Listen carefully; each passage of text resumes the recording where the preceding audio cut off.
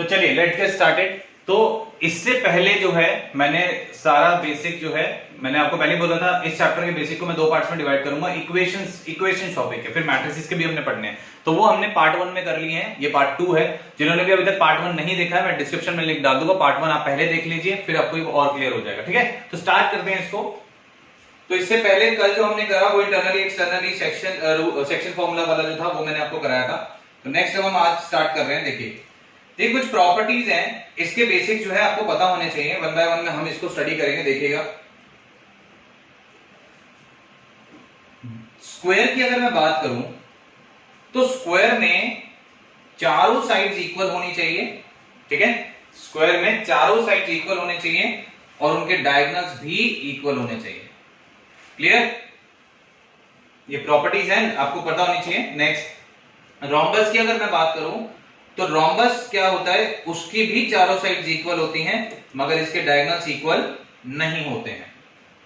अगर रेक्टेंगल की मैं बात करूं तो रेक्टेंगल में ऑपोजिट साइड्स इक्वल होती हैं और डायगोनल्स भी इक्वल होते हैं। पैरेललोग्राम की अगर बात की जाए तो पैरेललोग्राम में ऑपोजिट साइड तो इक्वल होती हैं, ऑपोजिट साइड तो इक्वल होती हैं बट डायगोनल्स इक्वल नहीं होते हैं। तो ये आपको याद रखना है कि डायगोनल्स इक्वल पैरेललोग्राम में नहीं होंगे, रेक्टेंगल में होंगे, रोम्बस में नहीं होंगे और स्क्वायर में होंगे। ठीक है, क्लियर। नेक्स्ट अब आते हैं एरिया ऑफ ट्राइंगल। अगर देखो आपने ये 10th क्लास में पढ़ाया गया था कि अगर 3 वर्टिसेस दिए जाते हैं तो एरिया ऑफ ट्राइंगल कैसे निकलता है। ठीक है, तो अब देखिए इसका फॉर्मूला देखिए कैसे है। सो ये फॉर्मूला मैं आपको देखो लिख के एक तरीका बताता हूं। देखो ये हो गया हाफ x1। अच्छा एक सीक्वेंस याद रखो, एक सीक्वेंस इस फॉर्मूले के लिए क्या याद रखो, देखो 1 2 3। अगर आप 1 से स्टार्ट कर रहे हो तो फिर अगला क्या आना चाहिए 2 और 3। अगर आप 2 से स्टार्ट कर रहे हो फिर अगला क्या आएगा 3 और फिर उसके बाद 1। और अगर आप 3 से स्टार्ट कर रहे हो तो फिर क्या आएगा अगला 1 और फिर 2। अब आप देखो x1 स्टार्ट किया और अंदर जो ब्रैकेट्स में डालते हैं वो y की वैल्यूज आती है। मैं आपको लर्न करने का तरीका बता रहा हूं। देखो 1 से मैंने स्टार्ट किया, अब आगे क्या आएगा 2 3। फिर नेक्स्ट मैं 2 से स्टार्ट करूंगा तो हमारा सीक्वेंस क्या रहेगा 2 के बाद 3 फिर उसके बाद 1। फिर अब मैं 3 से स्टार्ट करूंगा तो मेरा सीक्वेंस क्या रहने वाला है 1 2। सो है ना बहुत इजी, क्लियर है ना, बहुत इजी। ठीक है, सो अब इसी फॉर्मूले के अंदर एक और प्रॉपर्टी आ जाती है कोलिनियरिटी की। अगर ये एरिया का अगर आप एरिया निकाल रहे हो, ट्राइंगल का एरिया निकाल रहे हो इस फॉर्मूले से, और अगर वो एरिया की वैल्यू 0 आ जाती है, अगर वो एरिया की वैल्यू 0 आ जाती है तो हम कहेंगे कि जो तीनों वर्टिसेस थे, जो तीनों पॉइंट्स थे, वो तीनों पॉइंट्स, तीनों वर्टिसेस जो हैं वो कोलिनियर होंगे। ये नेक्स्ट प्रॉपर्टी है, condition of collinearity of 3 points. इसमें क्या है, जैसे 3 पॉइंट्स है ए बी सी, इसका आपने एरिया निकाला, अगर एरिया 0 आ गया तो हम कहेंगे ये तीनों पॉइंट्स क्या है, कोलिनियर है, यानी कि एक ही लाइन पे लाई करते हैं। ठीक है, क्लियर, ये प्रॉपर्टी हो गई। चलिए आगे नेक्स्ट। अब आप नेक्स्ट देखो, किसी भी लाइन की जनरल इक्वेशन क्या होती है, ax plus by plus c बराबर 0। किसी भी स्ट्रेट लाइन की जनरल इक्वेशन क्या होती है, ax plus by plus c बराबर 0। इसके बाद हम नेक्स्ट अब कॉन्सेप्ट, क्योंकि ये पता होना चाहिए कि नेक्स्ट कॉन्सेप्ट जो हम करने जा रहे हैं वो स्लोप का हम कॉन्सेप्ट करने चल रहे हैं। ठीक है, अब देखिए क्या है स्लोप के बारे में। तो मैं आपको बताना चाहूंगा, कभी कभी स्लोप जो है दूसरे नेम से भी पूछा जाता है जिसका नाम होता है ग्रेडियंट। स्लोप को हम ग्रेडियंट भी बोलते हैं, कभी कभी हम स्लोप को ग्रेडियंट भी बोलते हैं। क्लियर, ठीक है। अब देखिए जैसे मान लो अगर आपको 2 पॉइंट्स दिए हैं x1, y1 और x2, y2। अगर 2 पॉइंट से आपको स्लोप निकालना है, अगर 2 पॉइंट से आपको स्लोप निकालना है तो आप कैसे निकाल सकते हैं, y2 minus y1 upon x2 minus x1। y2 minus y1 upon x2 minus x1 से आप स्लोप निकाल सकते हैं। स्लोप का दूसरा नाम ग्रेडियंट होता है। स्लोप को हम स्मॉल m से रिप्रेजेंट करते हैं, और जब आपको 2 पॉइंट्स दिए जाएंगे तो 2 पॉइंट से स्लोप निकालने का फॉर्मूला है y2 minus y1 upon x2 minus x1। Next, अगर कोई लाइन दी हुई है, अगर कोई लाइन दी हुई है तो उस लाइन से स्लोप कैसे निकलता है, m is equal to minus b by a, जिसमें जो b है वो क्या है, वो है कोफिशिएंट ऑफ y, और जो a है वो क्या है, coefficient of x। Clear, b क्या है, कोफिशिएंट ऑफ y, और a क्या है, कोफिशिएंट ऑफ x। तो अगर कोई लाइन का स्लोप निकालना हो तो आप इस फॉर्मूले से निकाल दीजिए, और अगर आपको 2 पॉइंट्स के बीच में स्लोप निकालना हो तो आप इस फॉर्मूले से निकाल दीजिए। It's very easy. क्लियर। अब नेक्स्ट जो है अगर कोई एक लाइन एक्स एक्सिस के पैरेलल है तो उसका स्लोप क्या होगा, उसका स्लोप होगा 0।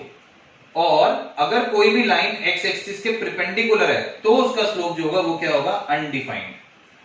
अब अगर कोई भी 3 पॉइंट्स कोलिनियर हैं तो उसमें स्लोप की क्या प्रॉपर्टी लगती है कि तीनों पॉइंट से, अगर जैसे आप देखिए AB का स्लोप निकालें, BC का स्लोप निकालें और CA का स्लोप निकालें, वो सब के सब स्लोप इक्वल होंगे। तो ये कब लगेगी, जब आपके 3 पॉइंट्स कोलिनियर होंगे।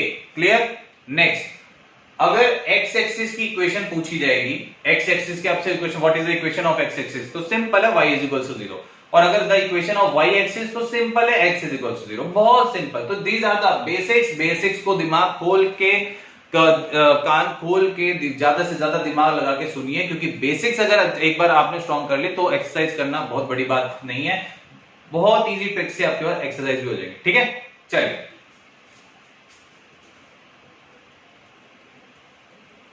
अब ये जो आ गई है डिफरेंट फॉर्म्स ऑफ इक्वेशंस आ गई हैं, ये बहुत इंपॉर्टेंट है, ये आपको लर्न करनी है बाय हार्ट। इसको बहुत अच्छे से आप लर्न कर लेंगे, ध्यान रखना। देखिए, अगर आपको स्लोप इंटरसेप्ट पूछा जाता है तो वो होता है y is equal to mx plus c। ये इक्वेशन होती है जो आपको लर्न करनी है, जिसमें m जो होता है वो स्लोप होता है और c जो होता है वो इंटरसेप्ट होता है।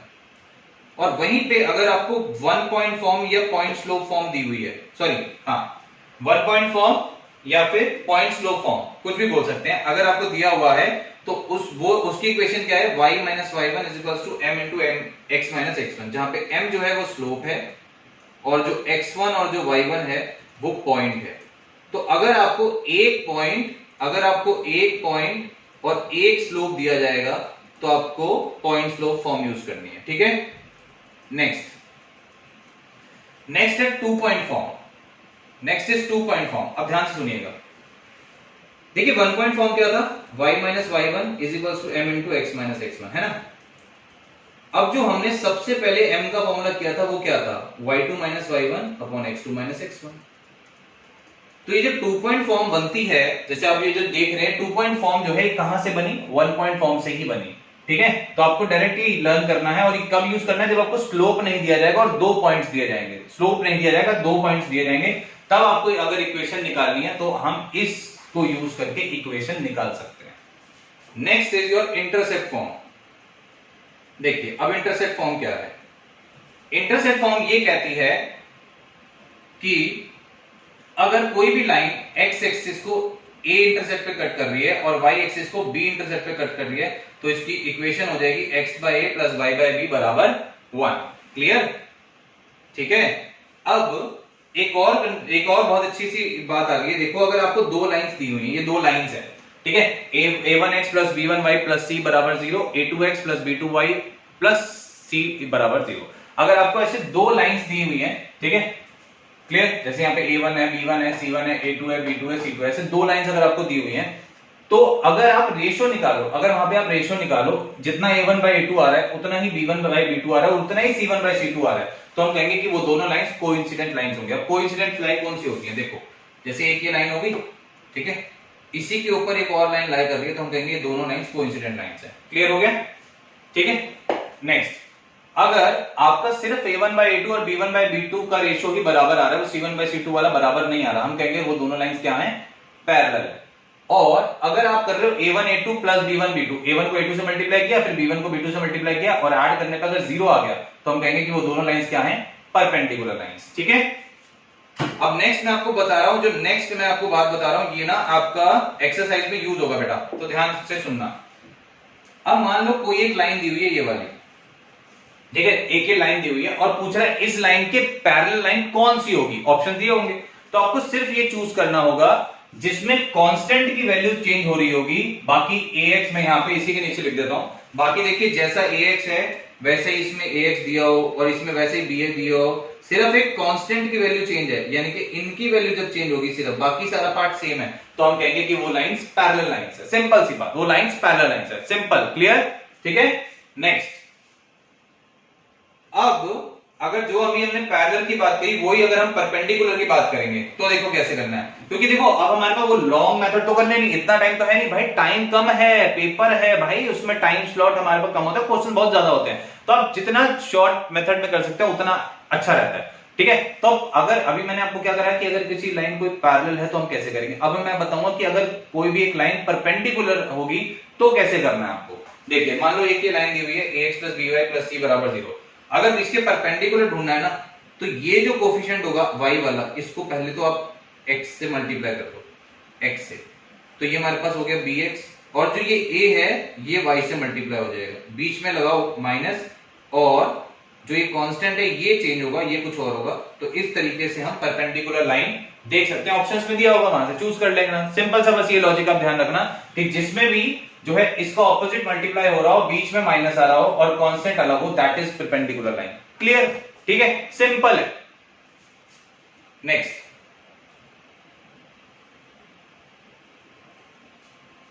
नेक्स्ट है distance of a point from a line.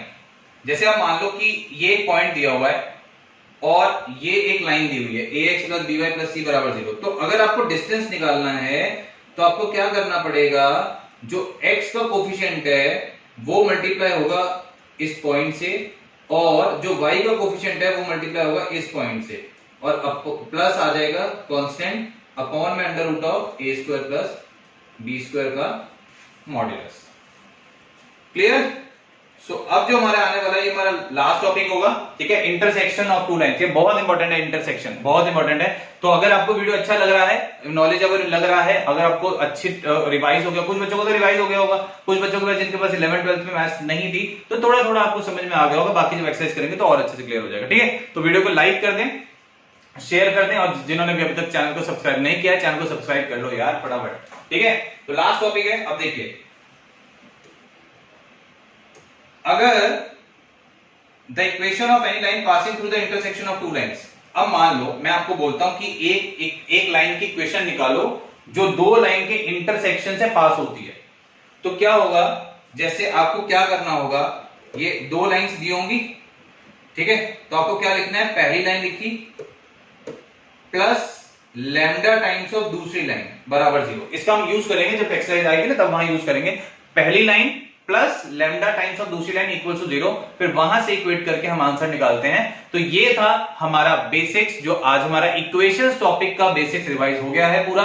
Next में आपको मैट्रिसेस की इक्वेशंस का बेसिक लेके आऊंगा नेक्स्ट पार्ट में, और कल आपको मिल जाएगा रेशियो प्रपोर्शन की एक्सरसाइज का पहला वीडियो, तो वो भी आप देख लेना। ठीक है, फिर मिलेंगे इस तरीके की एक और इंटरेस्टिंग वीडियो के साथ, तब तक बाय बाय।